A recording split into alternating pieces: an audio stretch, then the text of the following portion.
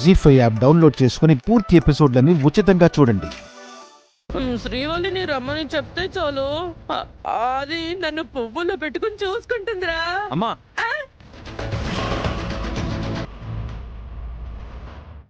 ఇంకొక్కసారి ఆ పేరెత్తారో సహించను.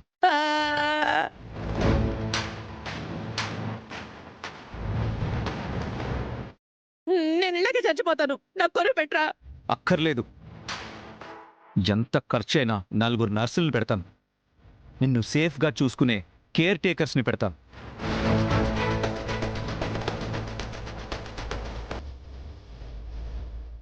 అంతేకాని ఈ ఇంటితో సంబంధం తెగిపోయిన వాళ్ళ ఊసు ఎత్తకండి.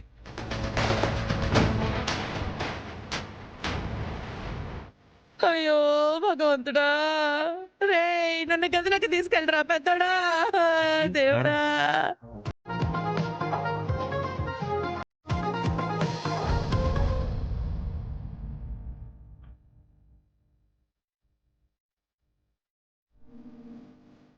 తను నీకు చెల్లెలు కావచ్చు, కానీ నీ చెల్లి నాకు భార్య కాదు.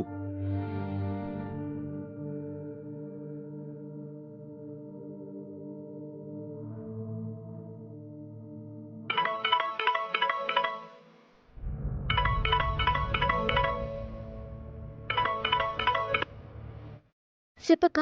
శ్రీవల్లి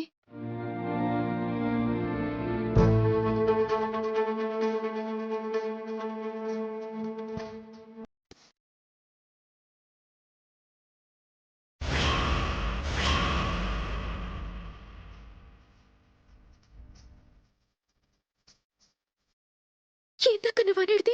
అవును శ్రీవల్లి, అత్తయ్య పరిస్థితి ఏం బాగోలేదు. నిన్నే కలవరిస్తున్నారు. నువ్వు వెంటనే వచ్చే శ్రీవల్లి. వస్తున్నా వస్తున్నాక్క.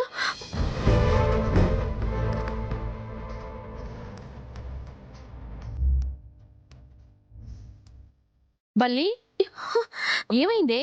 ఏంటా పరుగు?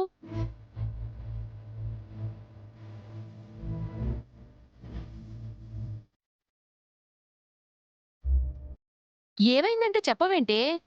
మా అత్తమ్మ మెట్ల మీదకి వెళ్ళి పట్టిందంటమ్మా.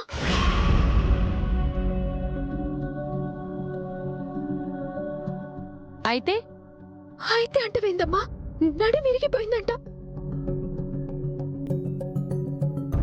పీడ పోయింది. చేసిన పాపం ఊరికే పోతుందా? ఇప్పటిదాకా నీ మీద పడింది, ఇప్పుడు మంచాన పడింది. అమ్మా, నువ్వెనకి ఇట్లా మాట్లాడేది? గడపెద్ద ఆవిడ విలవిల్లాడుతుంటే నువ్వేందమ్మా గట్లంటావు? ఇప్పుడేం చేస్తావే? అత్తమ్మ మస్తు తక్లీఫ్ అవుతుందంట, నన్నే కలవరిస్తుందంట. నేను పోయి చూడాలమ్మా. ఏం మాట్లాడుతున్నావే? ఇప్పటిదాకా చేసింది చాలదా? ఆవిడ వల్లే కదా నీ బ్రతుకు ఇలా తయారైంది. ఇప్పుడు మళ్ళీ వెళ్ళి సేవలు చేస్తావా మహాతల్లికి? ఏం అక్కర్లేదు. అమ్మా, దీని దారి దాందే.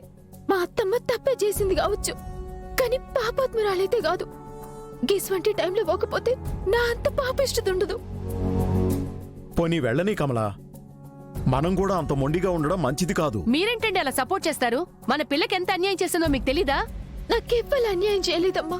నువ్వు నా అత్త గురించి, నా అత్తగారింటి గురించి గట్ల మాట్లాడితే ఊకోను. జీ5 యాప్ డౌన్లోడ్ చేసి అన్ని ఎపిసోడ్స్ పూర్తి ఉచితంగా చూడండి.